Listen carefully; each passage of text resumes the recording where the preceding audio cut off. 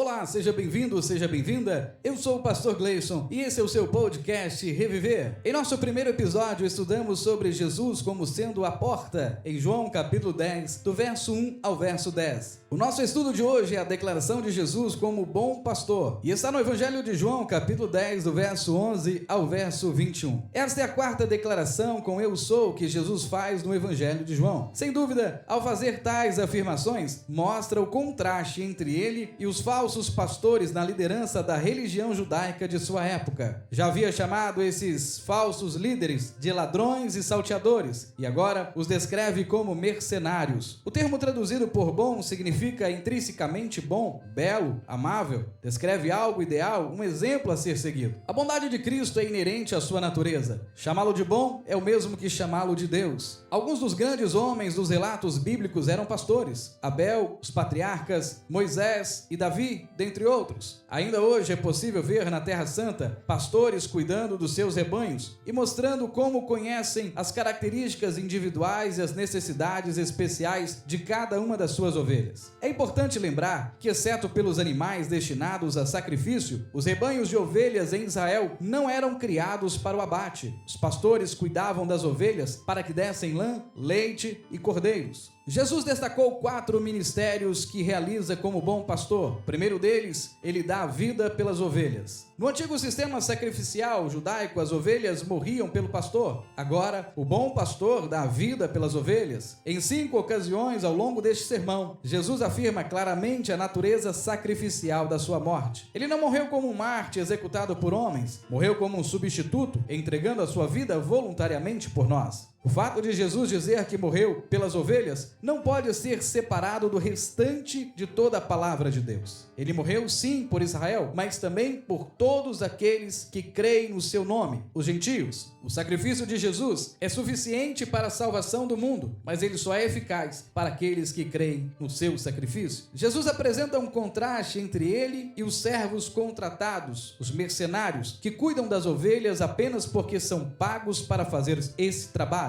Quando surge um perigo, o mercenário foge, enquanto o verdadeiro pastor permanece com o rebanho para cuidar das ovelhas. A frase-chave aqui é: a quem não pertencem as ovelhas. O bom pastor compra as ovelhas.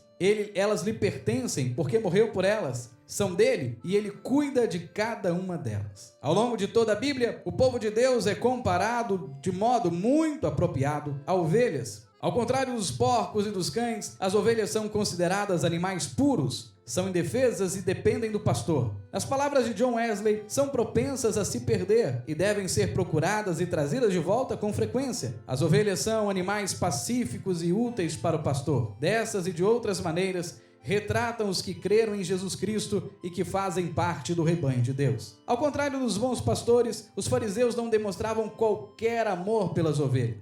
As expulsavam da sinagoga, enquanto Jesus as buscava e trazia de volta para o cuidado de Deus. Outro ministério que Jesus destaca como bom pastor é que ele conhece as suas ovelhas. No Evangelho de João, o termo conhecer significa muito mais do que ter consciência intelectual. Refere-se ao relacionamento íntimo entre Deus e o seu povo. No Oriente, os pastores conhecem as ovelhas individualmente, portanto sabem qual é a melhor maneira de cuidar de cada uma delas. Em primeiro lugar, Jesus reconhece o nosso nome. Ele conhecia Simão e ele lhe deu um novo nome. Chamou Zaqueu pelo nome quando este estava sobre a árvore, e quando disse o nome de Maria no jardim após a ressurreição, ela reconheceu o seu pastor. Quem já teve a sensação de ter perdido a sua identidade? Em meio a tantos documentos, senhas, cartões e cadastros em computadores e bancos, às vezes nos perdemos. Sabe como é reconfortante ter a certeza de que o bom pastor conhece as suas ovelhas pelo nome? Ele também conhece a nossa natureza. Apesar de todas as ovelhas serem semelhantes quanto à sua natureza essencial, cada uma possui característica distinta e o pastor afetuoso conhece cada uma dessas peculiaridades. Uma ovelha, por exemplo, pode ter medo de lugares altos, enquanto outra ovelha pode não gostar de sombras. O pastor fiel, ele leva essas necessidades a sério e ele faz de tudo para cuidar de cada uma delas. É interessante observar como os 12 apóstolos, por exemplo, eram tão diferentes uns dos outros. Pedro era impulsivo e extrovertido.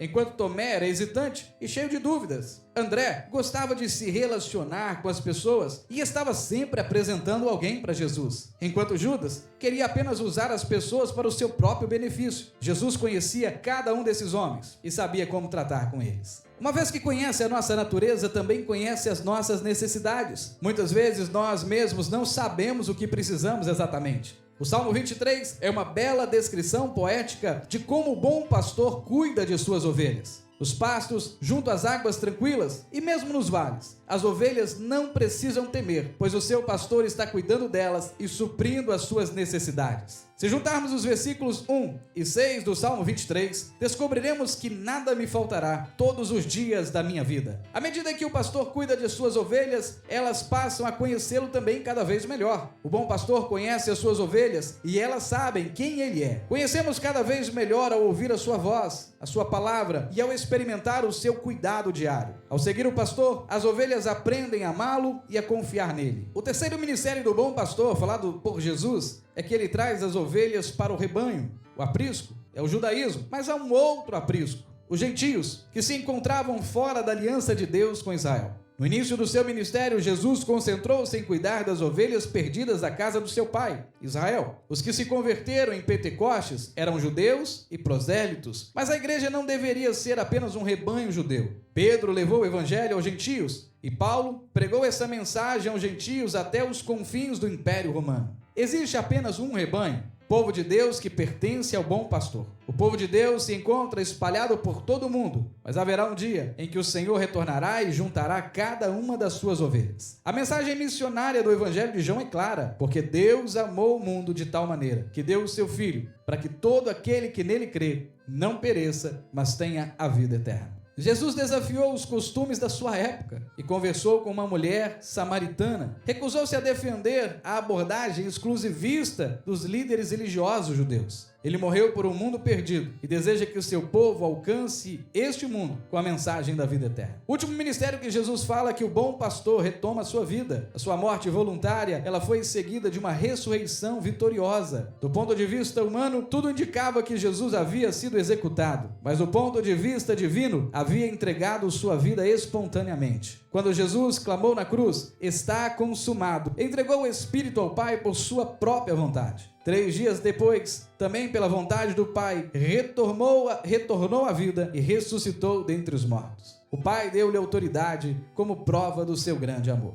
Então, uma vez que Jesus Cristo é a porta, era esperado que houvesse divisão, pois a porta se fecha e deixa alguns do lado de fora e outros do lado de dentro. Ele é o bom pastor, e como bom pastor, ele deve separar as ovelhas dos cabritos. É impossível permanecer neutro em relação a Jesus Cristo, pois o que cremos a respeito dele é uma questão de vida ou morte. Este foi o nosso podcast de hoje, o 2º episódio de João capítulo 10. Espero que você tenha gostado e sido abençoado em nome de Jesus. Que Deus seja contigo e nós nos encontramos no próximo episódio do podcast Reviver.